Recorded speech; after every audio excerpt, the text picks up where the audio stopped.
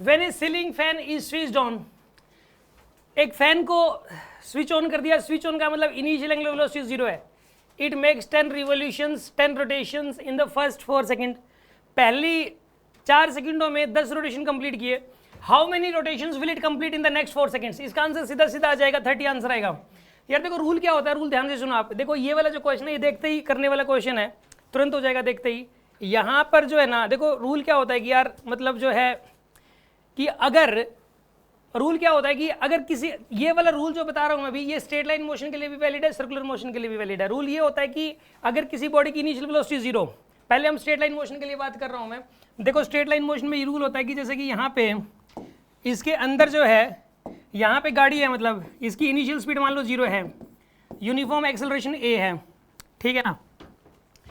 अगर uniform acceleration a है तो पहले t टाइम में जितनी डिस्टेंस ट्रैवल करेगी, अगले t टाइम में उसकी 3 गुना डिस्टेंस ट्रैवल होगी। पहले t टाइम में जितनी डिस्टेंस ट्रैवल होगी, अगले t टाइम में उसकी 3 गुना डिस्टेंस ट्रैवल होगी, और उसके अगले t टाइम में जो पहले जो ट्रैवल होती है उसकी 5 गुना ट्रैवल होगी। ये रूल होता है। ये वाला जो रूल है ये एप्लीकेबल है हमेशा ही। जैसे कि मान लो कि एक बॉल है, इसकी इनिशियल स्पीड मान लो 0 है, इसकी इनिशियल स्पीड मान लो 0 है, तो पहली 1 सेकंड में कितना ट्रैवल होता है बताइए? 5 मीटर।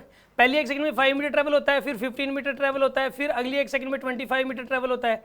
अब एक बात बताइए, इसमें भी इनिशियल स्पीड 0 थी, तो पहली सेकंड में जितना ट्रैवल किया, अगली 1 सेकंड में उसका 3 गुना ट्रैवल हो गया। अगली 1 सेकंड में उसका 3 गुना, और उसके अगली 1 सेकंड में इसका 5 गुना ट्रैवल हो गया।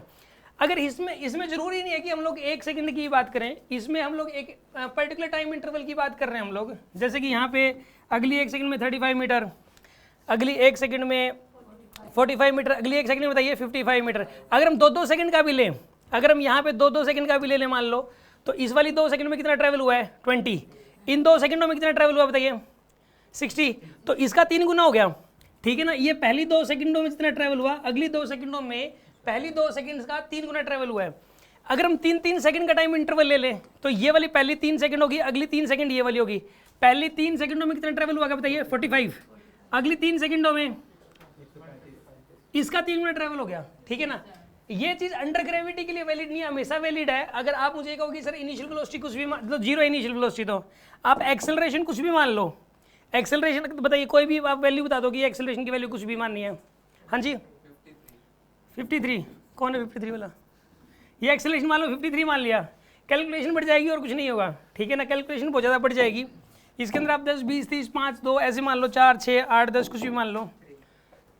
एक्सेलरेशन 3 मान लेते हैं, ठीक है ना। एक्सेलरेशन मैंने मान लिया 3, यहाँ पे एक्सेलरेशन मैंने मान लिया 3, एक्सेलरेशन 3 है, इनिशियल वेलोसिटी 0 है। अच्छा टाइम इंटरवल कुछ भी मान लो, टाइम इंटरवल बताओ। ये 2.75 में कैलकुलेशन पड़ जाएगी, बता दे रहा हूँ कैलकुलेशन पड़ जाएगी। टाइम इंटरवल कुछ भी मान लो, 3, 5, 7 कुछ भी मान लो, 5।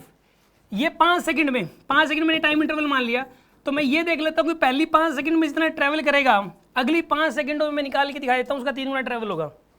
पहली 5 सेकंड में जितना ट्रैवल करेगा, अगली 5 सेकंड की मैं मतलब जो ट्रैवल निकाल लेता हूँ वो उसका 3 गुना ही होगा, क्योंकि इनिशियल वेलोसिटी 0 है, यूनिफॉर्म एक्सेलरेशन है।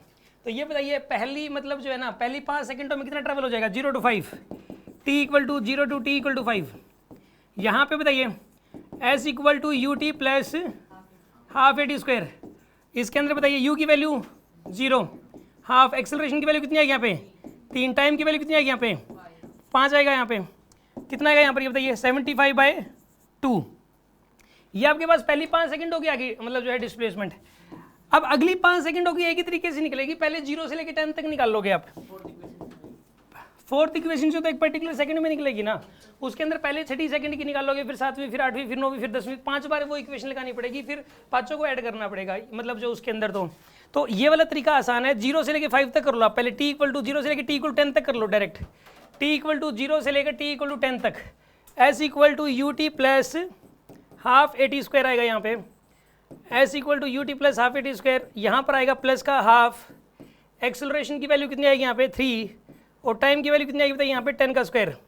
कितना आएगा बताइए? इसको सोल्व करोगे तो, इसको सोल्व करोगे तो ये आएगा 150 मीटर।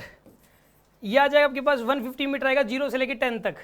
अब एक बात बताइए, 0 से लेकर 5 तक है 75/2 और 0 से लेकर 10 तक है 150, इनका डिफरेंस लो तो आपके पास 5 से लेकर 10 तक आ जाएगा। यहाँ पे लिखो 150 माइनस का 75/2, सोल्व करो बताइए कितना आता है ये वाला। अगर इसका माइनस करें तो हम लोग, ये आएगा 300 माइनस में 75/2, कितना बनेगा यहाँ पर, ये 225/2, ये आपके पास निकल के आया। ये वाली जो वैल्यू है ये इस वाली वैल्यू का कितने गुना है बताइए, 3 गुना करके देख लो आप।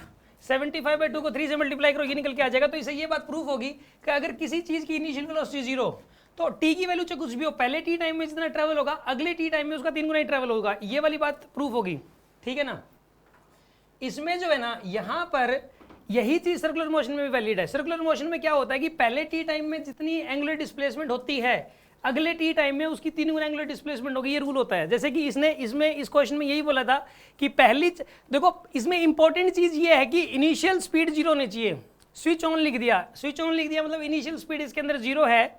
तो यहाँ पे पहले 4 सेकंडों में 10 रोटेशन कंप्लीट हुए हैं, तो अगली 4 सेकंडों में कितने रोटेशन कंप्लीट होंगे इसके, 30, 3 गुना ज़्यादा डिस्प्लेसमेंट हो जाएगी, यानी कि 30 रोटेशंस कंप्लीट हो जाएंगे। और अगली 4 सेकंडों में बताइए कितने रोटेशन कंप्लीट हो जाएंगे, 50। इस 10 का जो है ना 5 गुना कर दो, 50 हो जाएंगे। और अगली 4 सेकंडों में कितने हो जाएंगे बताइए, 70 हो जाएंगे। तो याद रखिए आप 1:3:5:7 होता है, ठीक है ना।